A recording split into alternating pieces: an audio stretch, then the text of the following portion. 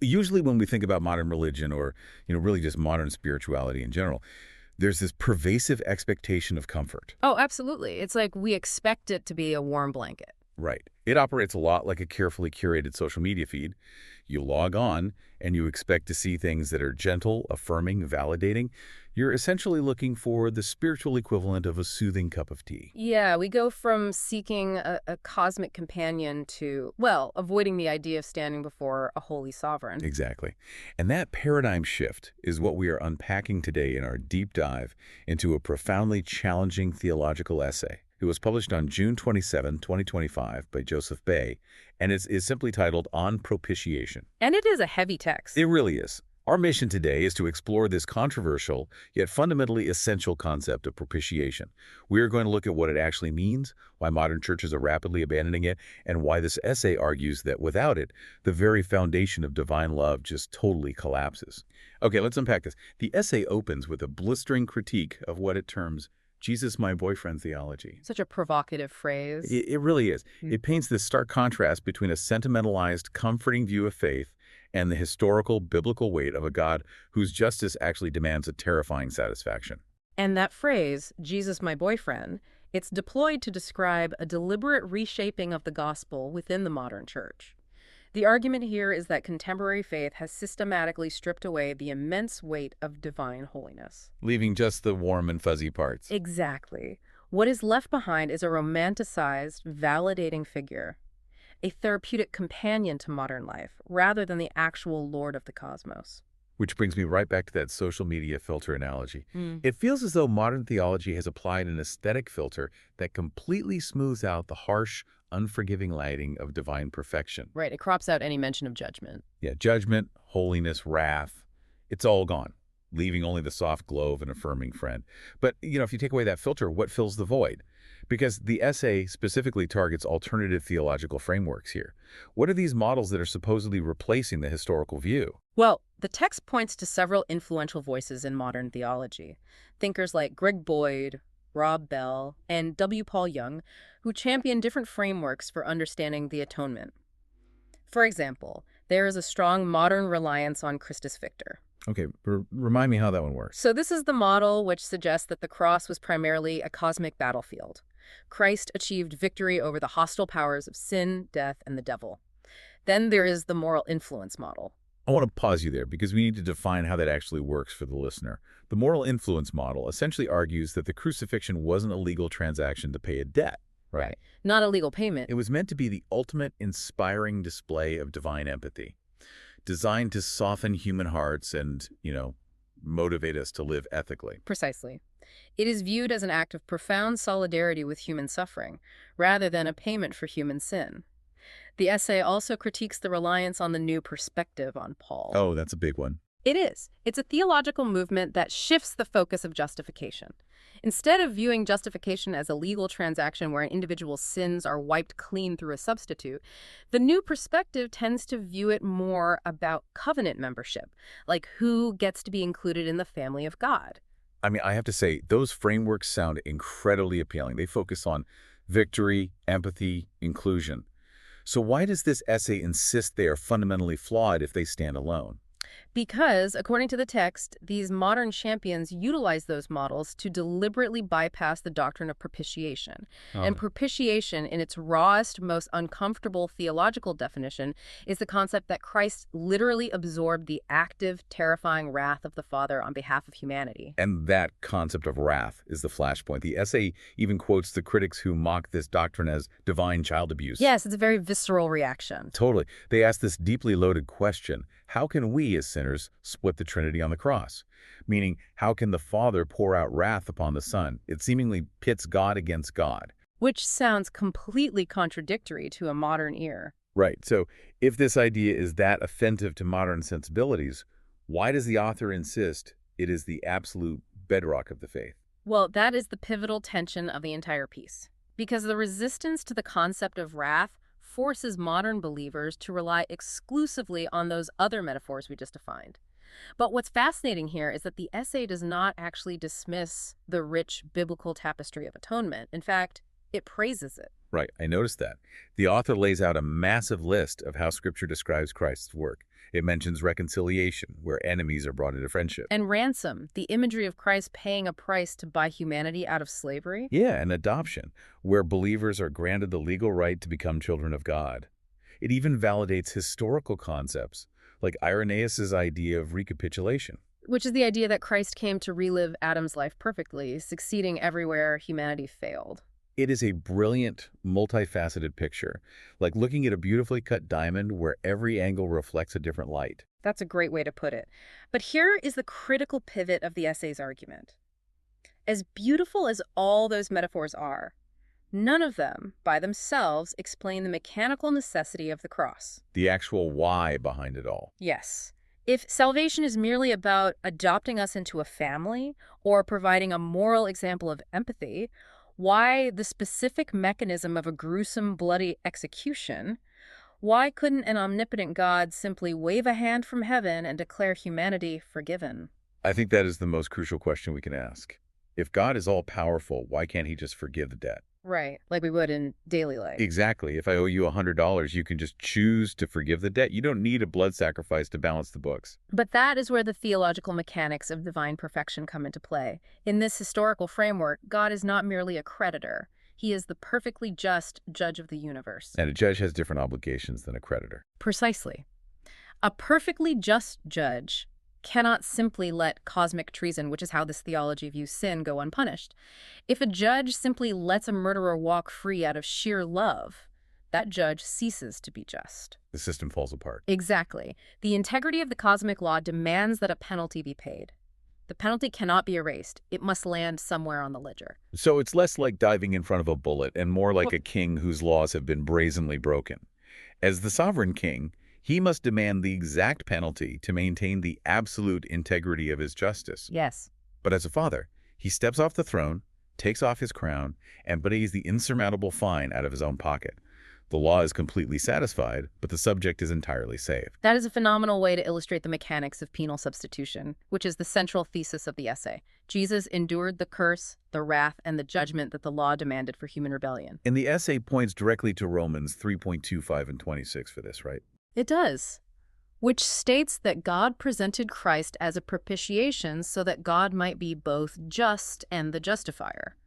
Justice required satisfaction, love supplied it. Okay, but that brings up an obvious historical problem.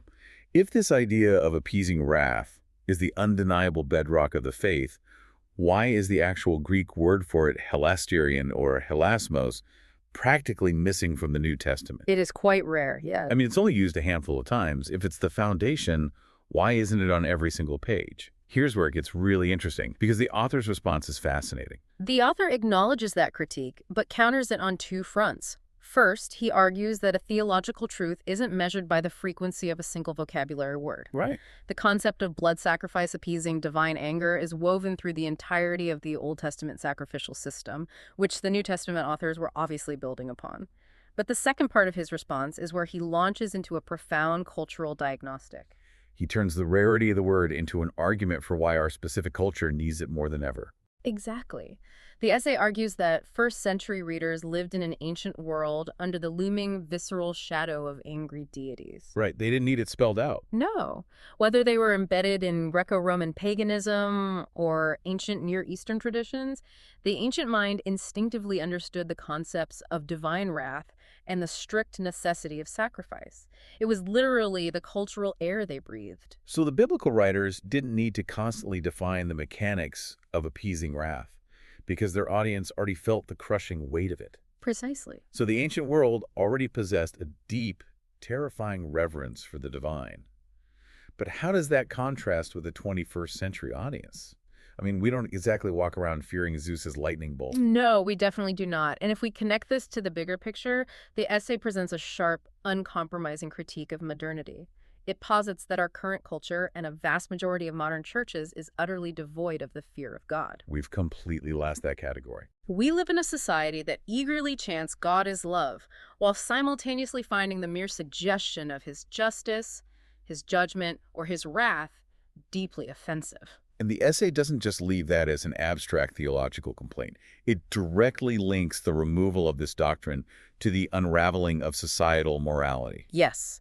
The author details what he perceives as the inevitable fruits of a worldview that removes the threat of divine justice.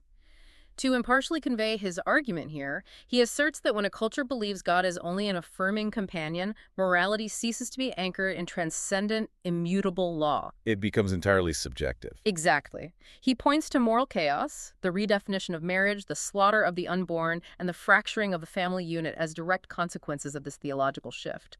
Furthermore, he heavily criticizes modern churches for obsessing over inclusivity while completely abandoning the pursuit of rigorous holiness. Let's test that logic because it's a massive claim. He's essentially arguing that when you remove the concept of divine wrath, you literally remove the moral gravity of the universe. That is the exact mechanism he is describing.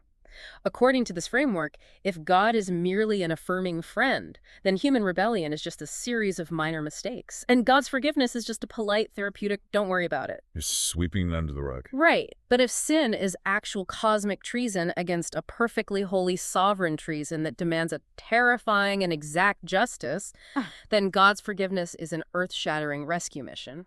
Which means you cannot possibly comprehend the height of the rescue if you refuse to acknowledge the terrifying depth of the pit. Precisely. And this leads us to what is perhaps the most difficult paradox in the entire text.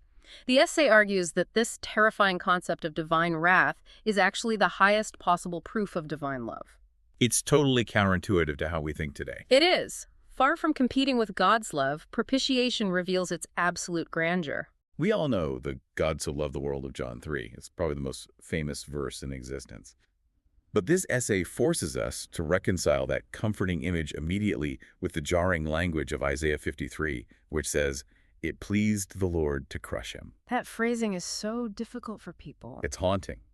How do those two concepts, a loving father and a father pleased to crush his son, exist within the exact same divine nature? That tension is where the modern mind struggles the most, often accusing the theology of portraying a cosmic loophole or, as we mentioned earlier, divine child abuse.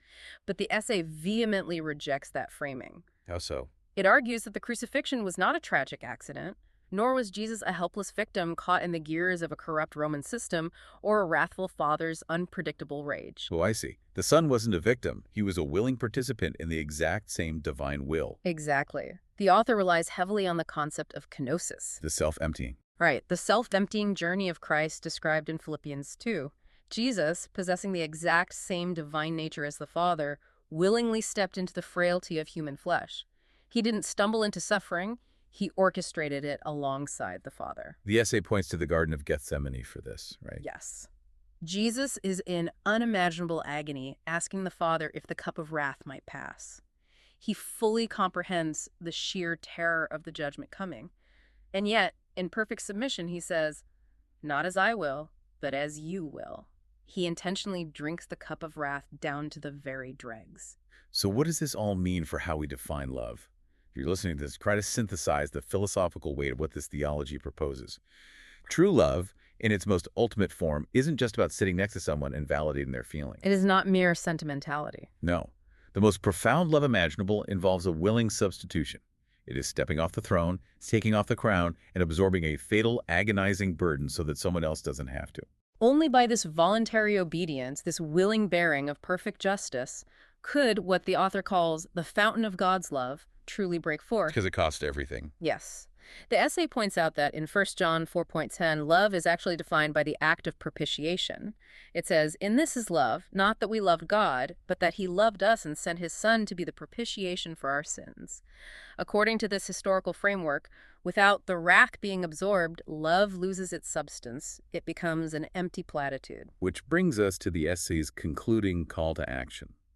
The author is essentially demanding a return to a faith that requires everything from you, rather than a faith that merely serves your emotional needs. Preaching Christ crucified, in his view, means embracing this glorious, highly uncomfortable tension between absolute justice and absolute mercy. He is convinced that only this full, weighty gospel, not the filtered Jesus my boyfriend alternative, possesses the actual power to transform human nature. Right. According to his conclusion, it is the only truth that can renew broken families and heal a society that has lost itself in self-worship.